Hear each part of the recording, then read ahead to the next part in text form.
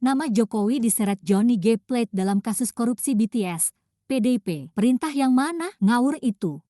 Ketua DPP Partai Demokrasi Indonesia Perjuangan, PDIP, Bambang Wuryanto alias Bambang Pacul menanggapi terkait disebutnya nama Presiden RI Joko Widodo, Jokowi, dalam nota keberatan atau eksepsi Johnny G. Plate dalam kasus korupsi proyek BTS 4G. Pacul menyatakan, pihaknya enggan merespons lebih jauh terkait hal ini. Sebab, perkara tersebut sudah masuk dalam ranah hukum.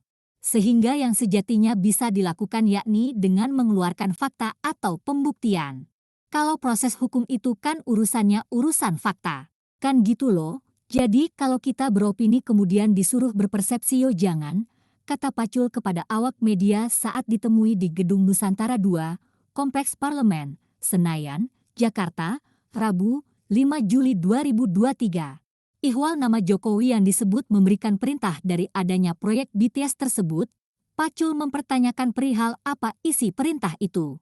Sebab menurut Pacul, kewenangan Presiden kepada Menteri memang untuk memberikan perintah. Kalau ada perintah YG mana?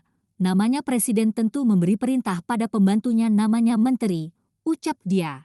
Namun, jika perintah itu adalah untuk melakukan tindak pidana korupsi maka Pacul secara tegas menyatakan kalau hal tersebut tidak mungkin dilakukan oleh Jokowi. Tapi perintah yang mana? Apakah ada perintah yang mohon maaf? Perintah, misalnya, "Wih, kamu lakukan korupsi," yo ndak mungkin lah. Ngawur itu, tukas Pacul. Diberitakan Kompas TV, Menteri Komunikasi dan Informatika atau Menkominfo nonaktif, Johnny G. Plate, kembali menjalani sidang lanjutan kasus dugaan korupsi proyek pengadaan menara BTS 4G Kominfo pada hari ini, Selasa, 4 Juli 2023. Pada sidang kali ini, Johnny Plate berkesempatan menyampaikan nota keberatan atau eksepsinya atas dakwaan Jaksa Penuntut Umum atau JPU. Dalam nota keberatannya yang dibacakan oleh kuasa hukumnya di persidangan, Johnny Plate menyeret nama Presiden RI Joko Widodo atau Jokowi. Hal itu berawal ketika kuasa hukum Johnny Plate menjelaskan mengenai latar belakang proyek pengadaan menara BTS 4G Kominfo yang disebut merugikan keuangan negara hingga lebih dari 8 triliun rupiah tersebut.